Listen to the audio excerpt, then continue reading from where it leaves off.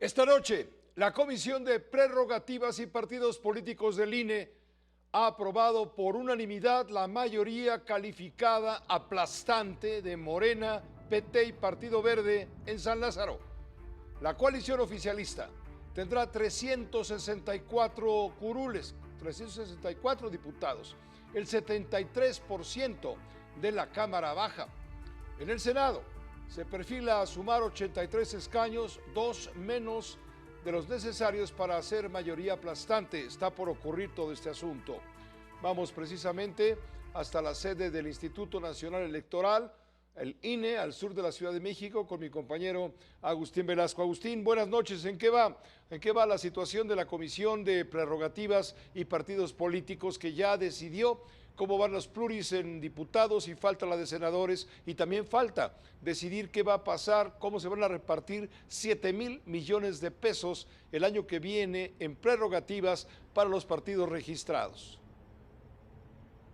¿Qué tal, Pepe? Muy buenas noches. Efectivamente, pues bueno, hace unos minutos concluyó esta Comisión de Prerrogativas y Partidos Políticos en la que se avala este proyecto de acuerdo para discutirlo en Consejo General, y donde, como ya lo decía, se confirma que los partidos de la autodenominada Cuarta Transformación tendrán mayoría calificada en la Cámara de Diputados y se quedan a 3 escaños de la mayoría calificada en la Cámara de Senadores. Pero vamos por partes. Primero, ¿qué pasa en el caso de los diputados? Según este proyecto de acuerdo y tal como fueron mencionados, al Partido Acción Nacional se le asignan 40 diputados por representación proporcional, es decir, los llamados plurinominales. Al PRI, 26 curules, al Partido del Trabajo, 13, al Partido Verde Ecologista, 20 diputaciones, a Movimiento Ciudadano, 26 y al Partido Morena, 75.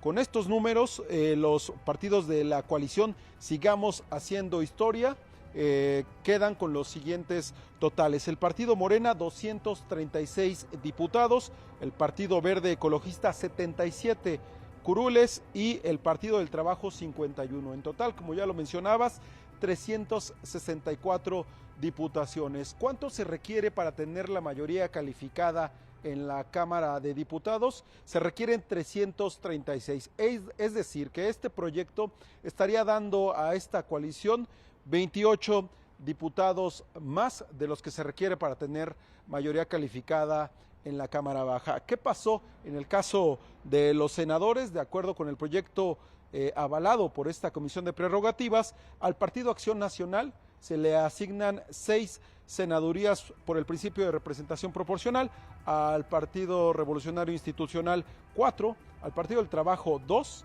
al Partido Verde Ecologista 3, a Movimiento Ciudadano 3 y a Morena 14. Es decir que en total Morena tendría 60 senadores, el Partido Verde Ecologista 14 y el Partido del Trabajo 9 escaños en la Cámara Alta, dando un total los 3 partidos de 83 escaños en el Senado. Lo que se requiere para tener mayoría calificada en el Senado de la República es 86 senadurías, es decir, que se quedarían a 3 escaños de obtener esta mayoría calificada. Durante esta sesión, pues bueno, ¿qué fue lo que se dijo? El presidente de la comisión, el consejero Ukip Espadas, se pronunció sobre este debate de si interpretar lo que dice el artículo 54 de la Constitución o aplicar lo que dice el texto constitucional tal y cual está en la Carta Magna. Al respecto dijo lo siguiente: la sobrerepresentación es un resultado estructural del sistema electoral, es un resultado funcionalmente compatible con el orden constitucional y al que en consecuencia no me encuentro facultado para oponerme. No puedo tampoco interpretar que donde la Constitución dice partido político podamos concluir que se trata de un sinónimo de coalición. Bueno, este es un proyecto de acuerdo que todavía se tiene que discutir en sesión del Consejo General el próximo viernes a las 10 de la mañana, y donde las 11 consejerías que integran este consejo, pues bueno, van a dar su aval o no a confirmar estos datos con los que se da mayoría calificada en diputados para la ya autodenominada Cuarta Transformación y se queda 3 escaños de obtenerla en la Cámara de Senadores, Pepe. Correcto. Entonces, Agustín, una vez que esto pase al Consejo General, esto será en sesión el próximo viernes. Si hay inconformidad de los partidos políticos respecto al reparto de plurinominales, entonces hay el recurso de acudir al Tribunal Electoral para las impugnaciones necesarias. Pero ya el tiempo corre, porque a más tardar el día 28, tengo entendido, es el límite para integrar ya plenamente ambas cámaras, diputados y senadores, como haya quedado de acuerdo con lo que ha decidido el Comité de Prerrogativas y Elecciones del INE. Por lo tanto, ya han comenzado incluso los registros de los que ya no hay duda, ganaron por mayoría, etcétera, y ahora falta darle trámite para integrar todo el Congreso de la Unión a partir del 1 de septiembre para iniciar ya las sesiones regulares. Efectivamente, Pepe, y hay que decir que una vez que se apruebe este proyecto el próximo viernes, las inconformidades tendrán que presentarse en las siguientes 48 horas y el Tribunal Electoral, como ya lo decías, tendrá la última palabra sobre estos números, Pepe. Entiendo que Xóchitl Gálvez va a tener una presentación de irregularidades justamente en su momento para acudir al Tribunal Electoral, aunque se le ven pocas posibilidades a este recurso. En fin, ya lo comentaremos y lo informarás. Muchas gracias, Agustín Velasco. Buenas noches en el INE. Claro que sí, Pepe, seguimos pendientes. Muy buenas noches. Seguimos muy pendientes, claro que seguimos pendientes. Medio país, todo el país está pendiente. ¿Por qué Morena lograría la mayoría calificada? Bueno, lo había dicho desde antes Ciro Murayama, exconsejero del INE, y nos lo explicó detalladamente. Precisamente Agustín Velasco tiene la nota. En los próximos días, Morena, el Partido Verde y el Partido del Trabajo podrían convertir un triunfo de 54% en una representación en la Cámara de Diputados de alrededor de 75%.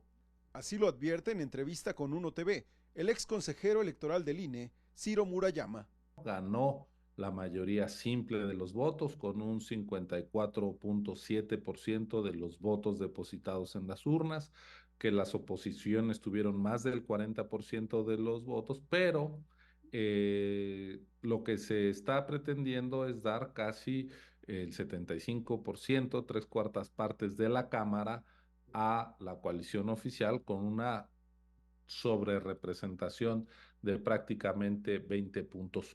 De acuerdo con el académico de la Universidad Nacional Autónoma de México, la sobrerepresentación de más del doble que impone la Constitución, es decir, 8%, se lograría gracias a una ecuación de 2 factores. El pasado 2 de junio, los 3 partidos ganaron 258 de los 300 distritos electorales de mayoría relativa a la Cámara de Diputados. En 219 distritos, el triunfo fue por coalición, pero en 213, el más votado fue Morena. Pero en su convenio de coalición, Morena le reconoce las candidaturas a sus socios. De esta manera, aunque Morena tenga cerca del 40% de los votos en los distritos, le asigna el triunfo al PT, que tiene el 5%, al Verde, que tiene menos del 10%, que si se deshace de 90 triunfos distritales que la gente le otorgó. Con lo anterior, a Morena se le reconocen solo 123 diputados uninominales o de mayoría relativa, al Partido Verde 54 y al Partido del Trabajo 42. Menos diputados por mayoría relativa significan más diputados por representación proporcional para Morena, detalla el ex consejero electoral.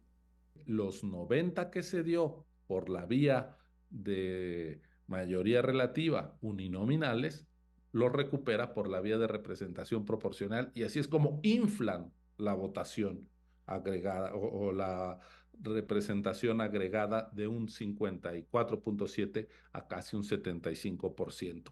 Una distorsión que se corregiría si se aplica el límite del 8% de sobrerepresentación que establece la Constitución. Si se aplica, Morena, el PT y el Partido Verde no pasarán de 50 y tantos a 70 y tantos por ciento. Pasarán a menos del 65% de los curules, por lo tanto, no podrán cambiar unilateralmente la Constitución. El otro factor, agrega el académico de la Facultad de Economía de la UNAM, es la lectura de la Constitución. El concepto partido político se ha interpretado en los últimos procesos electorales como coalición. En el artículo 54, base primera, dice: un partido político, para tener derecho a listas de representación a plurinominales, debió registrar al menos 200 candidatos uninominales. Se refiere un partido para tener pluris. No dice una coalición, dice un partido. En esta ocasión, y para la aplicación del máximo de sobrerepresentación del 8%, el concepto partido político no se aplica como coalición. Para que nos toquen pluris, debe entenderse como coalición. Y para que nos toquen senadores de primera minoría, ahí donde la Constitución dice un partido por sí mismo, debe entenderse como coalición, debe ser sinónimo. Pero donde dice que el límite es por partido, no debe entenderse, no debe leerse como sinónimo de coalición. Así, concluye el ex consejero electoral, se podría construir una mayoría calificada artificial. Un 20% que significa no solo ampliar el volumen de las bancadas respecto a los votos que recibieron en las urnas, sino que da una mayoría calificada artificial, una mayoría calificada postiza para que una fuerza, para que el gobierno unilateralmente cambie el pacto fundamental que nos rige a las mexicanas y a los mexicanos. Con uno, Agustín Velasco. Pero mire, usted no se preocupe, no se haga bolas. Es un asunto complicado, se lo resumo de esta manera. El pintor ya se cargó a la democracia, así de fácil. ¿Cuál es el pintor? Pues el que pinta con la brocha color guinda. Pero tampoco se preocupe, porque en 2030 ya no va a haber esta discusión. ¿Por qué? Porque en los cambios a la Constitución, que va a ser la aplanadora de Morena, van a desaparecer los plurinominales. Y por lo tanto, estarán representados en el Congreso 300 diputados que hayan ganado en su distrito, y lo que el voto del pueblo decida será lo que ocurra. Y si un partido gana los 300 distritos, pues habrá un solo partido en el país. No se preocupe, de veras, no se preocupe, duerma tranquilo, ya de momento no hay nada que hacer. Este arroz ya se coció y solo es cuestión de servirlo en la mesa este viernes y vamos a ver qué pasa en el tribunal, pero ya sabemos que el tribunal está de tapete. El estilo personal de gobernar de López Obrador cierra entonces el sexenio en el modo autoritario que le cambiará a México hasta el modo político de caminar. Va a heredar a Claudia Sheinbaum un hiperpresidencialismo. Esto es un poder sin límites, ya que al contar con esta mayoría aplastante, podrá cambiar la Constitución como se le pegue la gana. Manda el voto del pueblo, es lo que dice Morena y sus satélites. Asistimos pues al funeral del pluralismo, esencia de la democracia, alegan los perdedores electorales, salvo la mejor opinión de Alejandra Cuyen, analista política, quien saca el pañuelo y seca las lágrimas. Válgame Dios. ¿Cómo estamos? Bienvenida. Mira, no traigo el pañuelo en este momento, pero porque lo dejé afuera. Porque sábana. lo dejé ahí afuera. El país necesita sábana. A ver, yo creo, como tú, que este arroz ya se coció. Me parece muy difícil imaginar un escenario donde realmente el tribunal vaya a revirar sobre este posicionamiento. Creo que Ciro Murayama lo explicó perfectamente. Es lo que en lenguaje cotidiano se llama ingeniería electoral. Morena es muy hábil para hacer esto y con este juego de coalición Pero partido. tú a la escuela del PRI, no te hagas. No, por supuesto. No, o sea, a ver, saben de dónde vienen y saben perfecto de qué pie cojean, etcétera. Pues esta historia de la confusión de las coaliciones y los partidos es una omisión que en la reforma de 2008 tuvo la reforma a la ley electoral. Sin embargo, el espíritu de la Constitución, lo hemos repetido hasta el cansancio, es otro. El espíritu de la Constitución es que un solo partido o grupo gobernante no puede cambiar la Constitución, cosa que, como bien dices, ya no le queda mucho tiempo. Donde no coincido contigo, Pepe, tú dices, Andrés Manuel López Obrador le hereda a Claudia Sheinbaum un gran poder. Y yo no estoy clara sobre eso, porque tengo la impresión de que Claudia Sheinbaum no tiene una relación tan buena con los radicales de Morena, con los Noroñas y con muchos de los diputados Los que Batres. y que son los grandes aliados de Andrés Manuel, son los grandes seguidores de Andrés Manuel y se cuadran con Andrés Manuel. Y con este nivel de poder, o sea, con una mayoría como esta que se inventaron y que van a tener en las cámaras, estarás de acuerdo que en el Senado con cualquier par de priistas pueden lograr su mayoría que den su voto a calificada. torcer. Claro que no va a ser difícil que lo logren. No me queda claro hasta dónde Claudia Sheinbaum va a poder realmente contener lo que suceda ahí abajo. No me queda claro que ella como presidenta, jefa del Poder Ejecutivo, sea quien vaya a dictar las leyes para que salgan sin que se les mueva una coma, como ha sucedido a lo largo de este sexenio. Entonces, ¿me quieres decir parece entre líneas que que va a ahí seguir las mandando, líneas- que va a seguir mandando quien ahora manda? Pues yo veo mucho más influencia de un posible maximato que lo que pudiéramos esperar como poder de Claudia Sheinbaum. No la veo con el control sobre Morena que tenía, por supuesto, Andrés Manuel al inicio de su gobierno, y sobre todo, me parece, y además lo ves tan solo en las definiciones del gabinete, donde le tuercen el brazo, cuándo puede, cuándo no, y va a tener retos muy, muy complicados. Claro que la mayoría le va a facilitar muchas cosas. Escuchaba una entrevista con Diego Valadez que hablaba ya de la posibilidad de eventualmente acudir a las reservas de Banco de México, que el gobierno de Andrés Manuel en algún momento trató, pero pues la Constitución no se lo permite. Sacar ese dinero para obras, pues financiamientos. o para comprar becas votos o o lo que para sea. lo que sea. Ujú. Lo mismo eventualmente con las pensiones. Es decir, con este nivel de control sobre las leyes y la Constitución, en realidad pueden hacer lo que quieran. Al final podrán cambiar la Constitución y que Andrés Manuel regrese en 2030. O sea, puede suceder cualquier cosa. Es una absoluta reconfiguración del país. El marco regulatorio que conocemos hoy quedará completamente fuera. Y yo me pregunto, Pepe, y seguro muchos mexicanos estarán felices de que ya no haya jueces del fuero común y estas peleas con el Poder Judicial, pero ¿qué va a hacer un país que de plano no tenga Poder Judicial? Los empresarios ya hablaron, las calificadoras ya hablaron, aunque Morena siga diciendo que no va a haber impacto en la economía. Ahora vamos a hablar de eso un poco más adelante, pero ciertamente yo pondría un encabezado que dijera esta noche: México en peligro. Pues México en transformación. Ahora sí que Disculpe usted las molestias que ocasiona esta transformación. Exactamente. Estamos en transformación. ¿En qué se va a convertir? Es difícil de saber hasta dónde Claudia Sheinbaum impondrá su visión y cuál es la visión de Claudia Sheinbaum, que tampoco la conocemos, porque a lo largo de los últimos 2 años de campaña tampoco pudo expresar mucho de su visión. Entonces va a ser interesante ver hasta dónde, decía algún periodista, se vuelve florero o se vuelve presidenta, y para volverse presidenta, ¿cómo le va a hacer para controlar esas huestes? Yo creo que se va a volver presidenta con A y te vas a llevar una sorpresa, ¿eh?